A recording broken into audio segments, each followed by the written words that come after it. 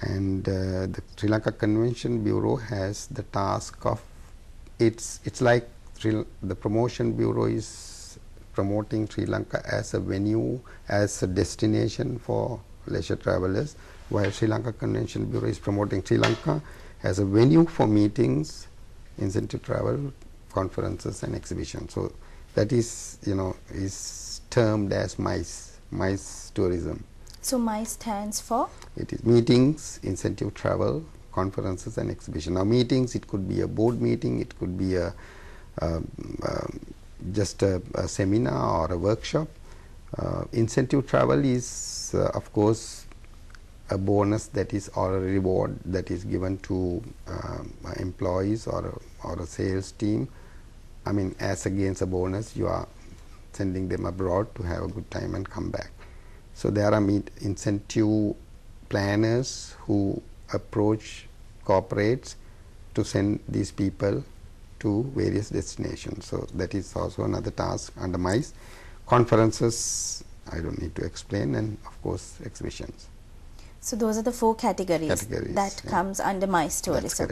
So when you said incentives, are we talking about sending people from Sri Lanka to abroad? Not really. It's again the visitors from outside into Sri Lanka, but incentive travel differs from normal package tours because the incentive traveler is paid by someone else, and the incentive traveler carries more money than an average holiday maker, and it is also a bonus that he is receiving from whatever the institution that he is paid for, and also the expectations of an incentive traveler is higher than the holiday maker.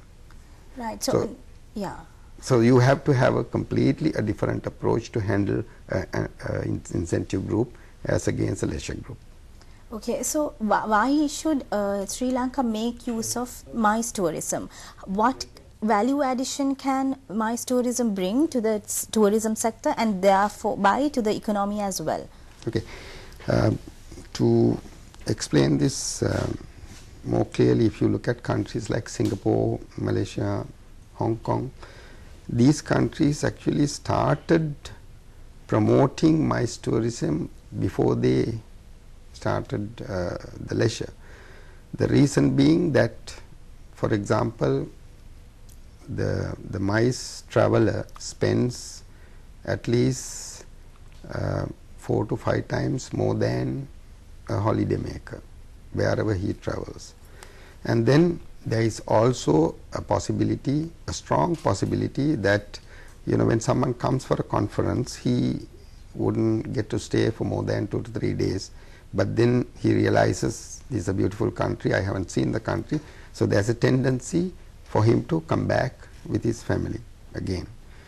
And thirdly, most of the MICE activities are also linked to some kind of trade and investment, say if it is a conference with regard to some engineering, or if it is a conference concerning some medical conference. So these things can eventually lead to some kind of a trade or business transaction.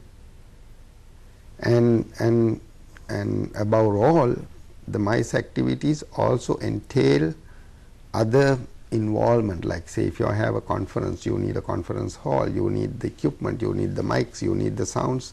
So you have to bring in additional services, which means you are talking about more employment. So the MICE activities generate more employment. So these are the reasons why now today out of the total arrivals into Singapore, as high as 35% is from the MICE segment. So what is it like in Sri Lanka? Like you said, 35% is in Singapore.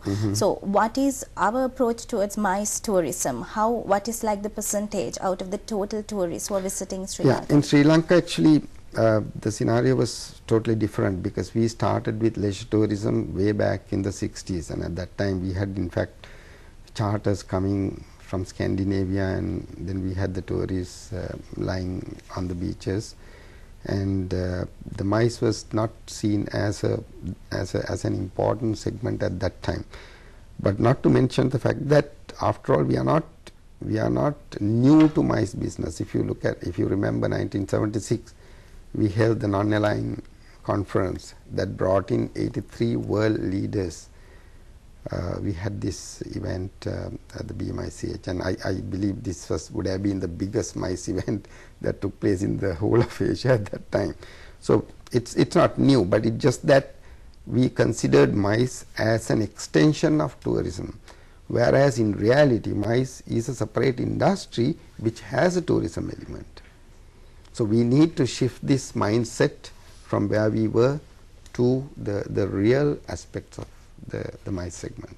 So these are the lessons we can also take from, as you said, Malaysia, Singapore and countries which are like a leading player in the mice industry. True, but it's just that we were not unaware of the importance of the mice segment. It's just that after all this conflict lasted for more than 3 decades, and that prevented the necessary infrastructure coming in.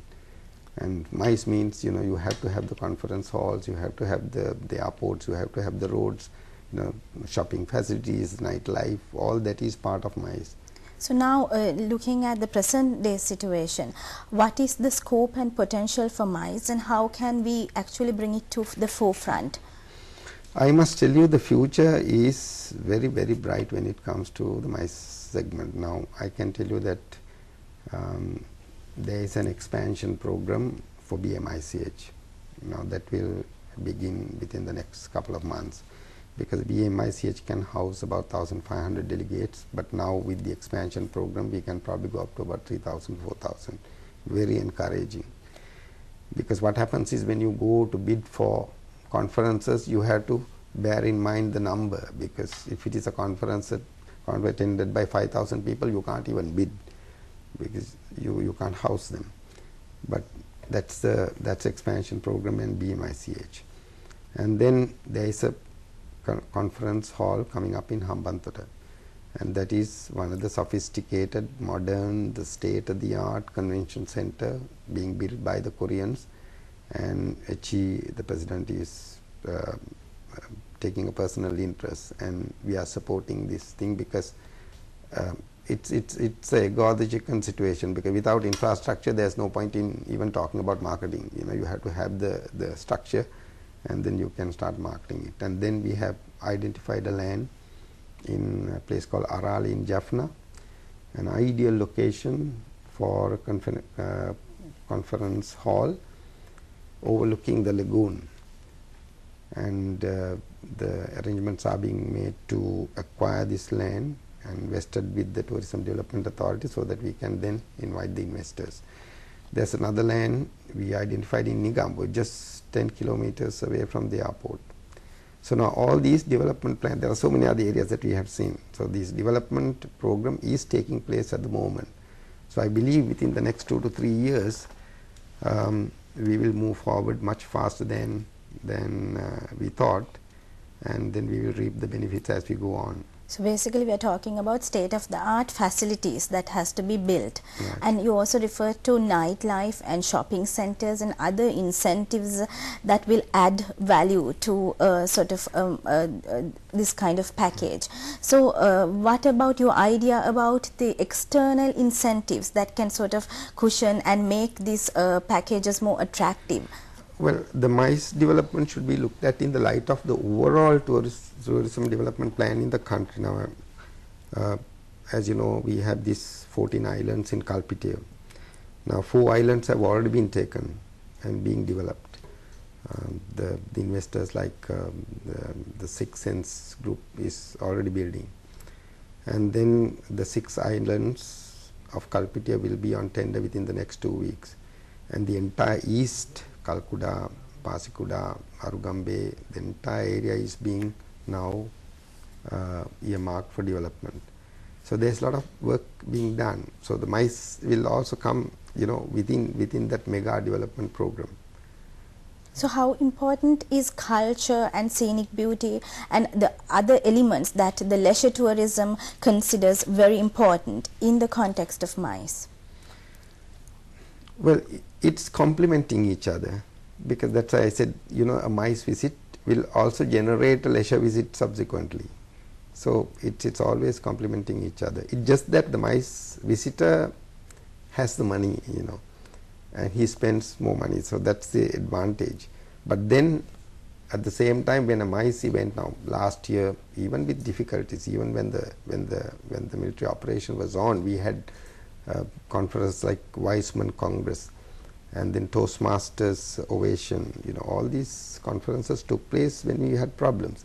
So you can imagine, you know, the potential when you have peace. So we need to go much faster, and in fact we have put the development program